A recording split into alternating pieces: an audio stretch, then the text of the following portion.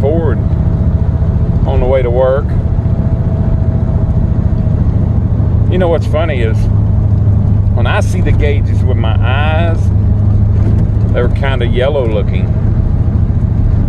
It's kind of funny that they're bright and white with the camera. That surprises me. You can see if I can dim them, they'll change. Yeah, that's more of what it looks like with my eyes, even when they're very bright. And I prefer them to be bright. Tachometer's very white, but not to the eyes.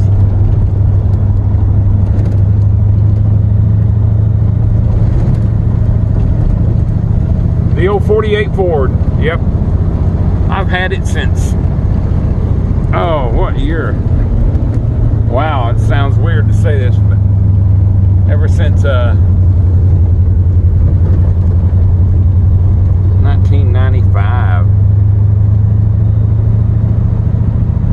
Yeah, what's the little green light, huh?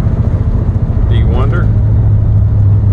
Well, it's got a bad ground, so it flickers a little bit, but it's my turn signal indicator.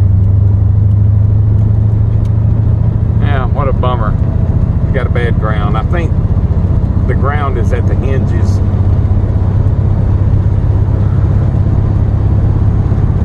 Yeah, when I got this car, you know, I got it cheap too. I had a, oh, what year was that car? 1983 Mercury Capri. Kind of like a box body type car, like a Mustang.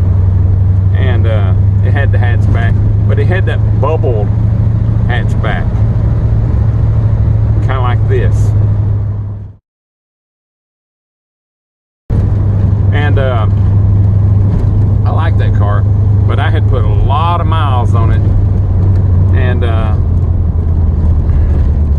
I sold it to my ex-wife. She damaged it by backing the door into a tree, sprung the door hinges real bad, and the windshield got broken. And a friend of mine, John Lemon, he had bought this 46 Chevrolet, I believe it was 46, and he was building on it. It just got it running and driving. Another good friend, D. Kurtz, he had been putting together cars for a long time, and took a ride with him, and I was hooked. I had to have me something. And I saw this sitting on the side of the road, not on the side of the road, but in a guy's pasture, and it said for sale. So I stopped and asked the guy. I said, "Man, I don't have any money." I said, "But I'll trade you my Mercury Capri for it." And he said, "Well, okay." He said, "Bring it down here, we'll get a look." So I brought it down there to him. He said, "Yeah, I'll take the trade."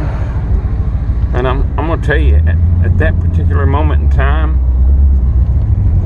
you could get a car cheap. Not anymore. I don't know what a basket case or a shell of a 48 Ford would bring now, but a lot more than what I traded for, that's for sure. Well, I was at a loss about what to power it with. The engine was locked up, the transmission was gone, and so I just started scrounging for parts.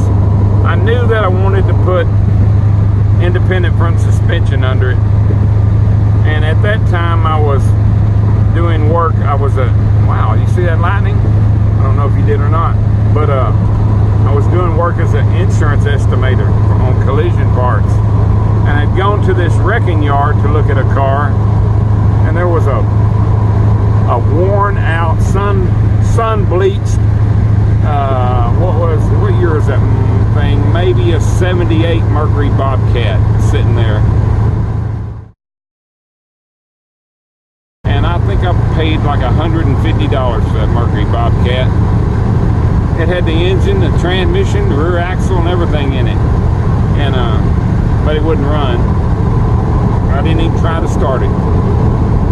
I took it home, cut the front suspension out of it, including the cross member, and that front suspension is still in here since 1995 or 96 when I started, getting busy on it.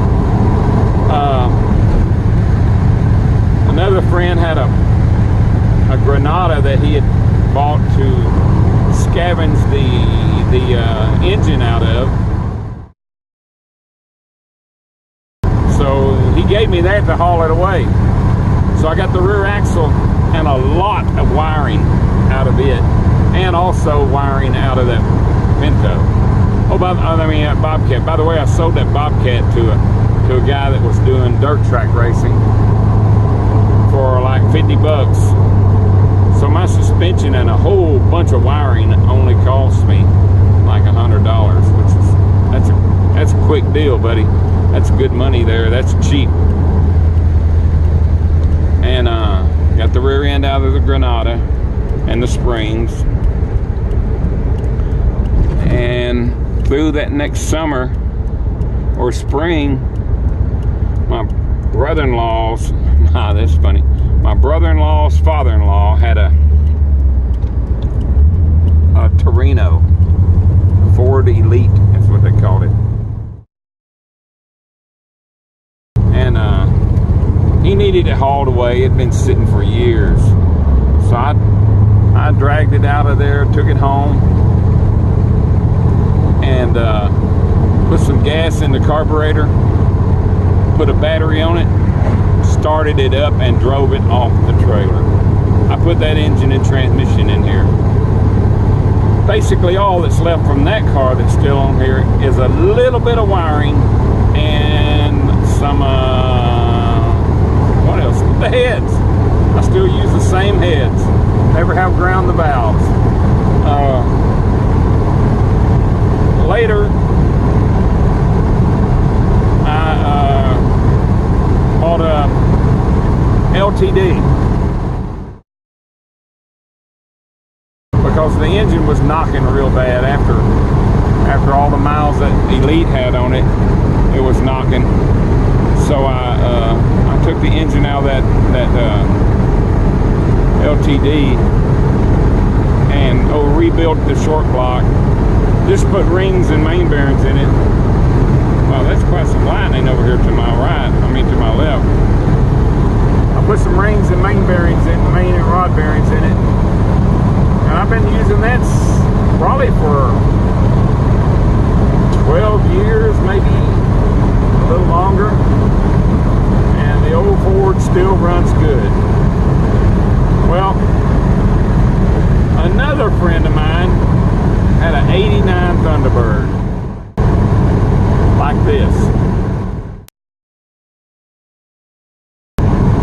And I took the rear suspension out of it and built some brackets and bolted that booger bear in there. Was able to use the original, where I was able to use my existing drive shaft. I think it came out of some Mustang, 60s Mustang. I'm not even sure.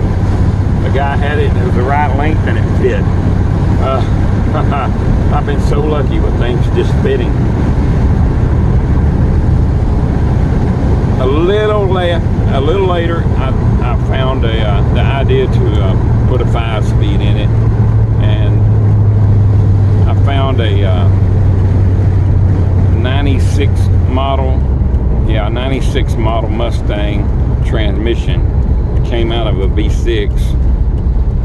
I made some modifications to it by replacing the input shaft and the the bearing retainer.